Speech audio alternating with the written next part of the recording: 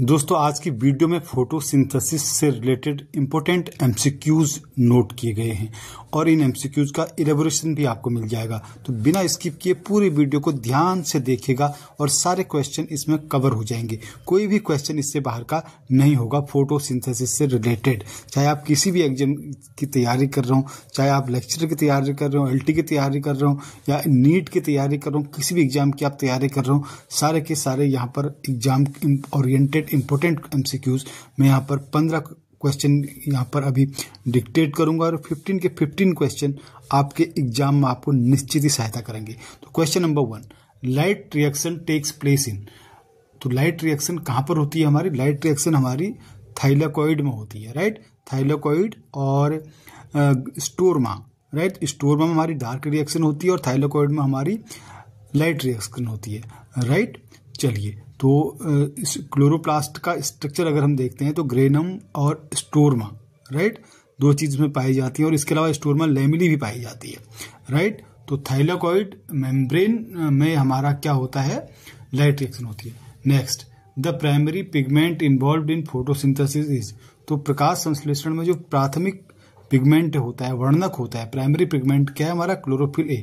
हालांकि और भी हैं, क्लोरोफिल बी भी है, कैरोटिनॉइड्स हैं, लेकिन हम प्राथमिक की अगर बात करते हैं तो क्लोरोफिल ए ही आता है।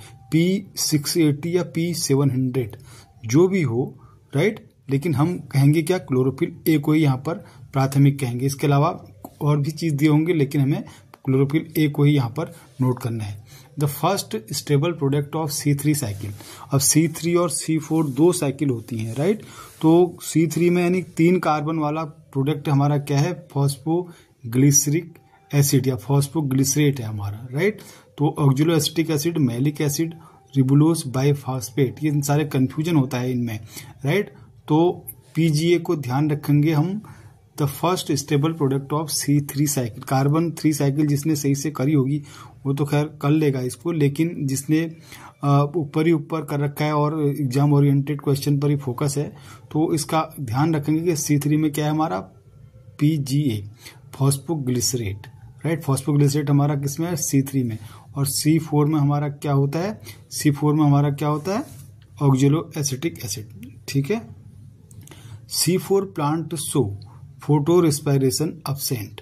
C4 plant show photo respiration high, photo respiration absent, CM cycle only और ओनली C3 साइकिल। तो C4 प्लांट क्या शो करते हैं? C4 प्लांट में फोटो रिस्पायरेशन नहीं होता, जबकि C3 प्लांट में फोटो रिस्पायरेशन होता है, ठीक है। Kranz anatomy is characteristics of. Kranz anatomy किसका कैरेक्टरिस्टिक्स है? हमारा C4 प्लांट का। तो C4 प्लांट में क्रेंज एनाटोमी होती है, राइट।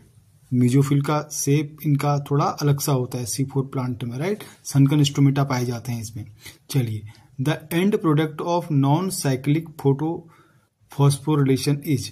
तो नॉन साइक्लिक और साइक्लिक दो तरह की फोटो फॉस्फोरिलेशन होती है, राइट। फोटो फॉस्फोरिलेशन पहले फोटो मीन्स लाइट रिएक्स के साथ जो फॉस्फोराइजेशन होता है, राइट, उसमें जो ATP और NADP बनती है, राइट।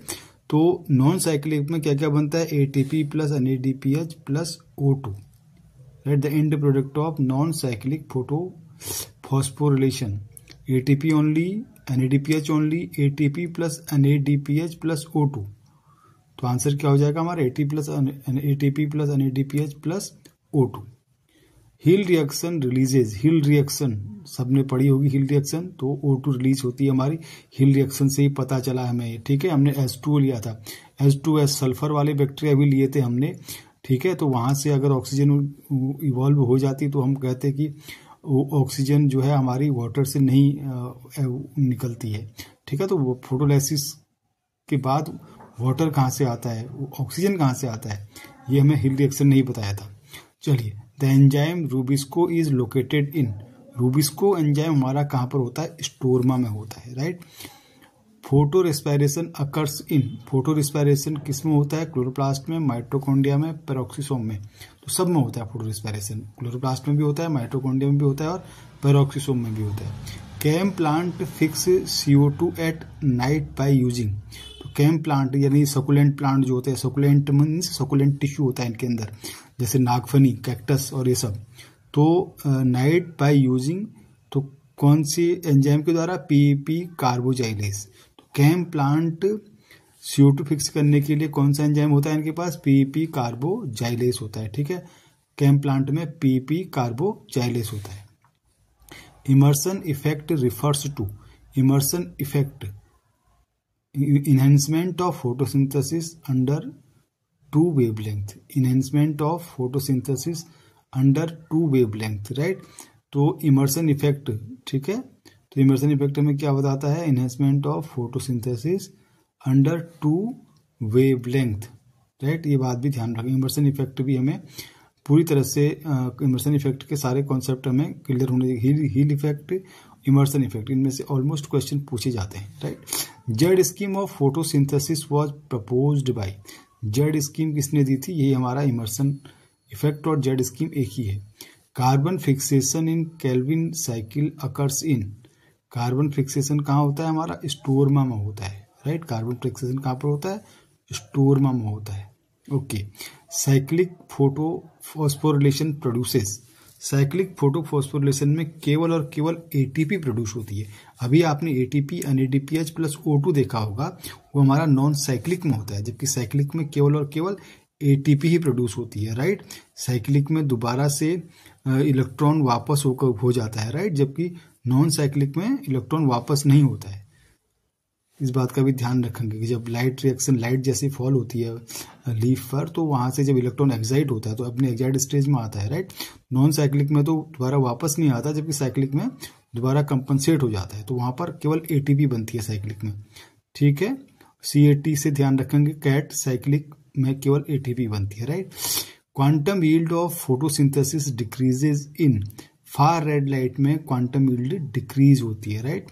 रेड लाइट में इंक्रीज होती है और फार रेड लाइट में डिक्रीज होती है, ओके। तो ये 15 क्वेश्चन है, ये 15 के 15 क्वेश्चन हमारे एग्जाम ओरिएंटेड हैं और इन ये सब को ध्यान में रखेंगे तो ये फ्यूचर में हमारे किसी भी एग्जाम में हेल्पफुल होंगे।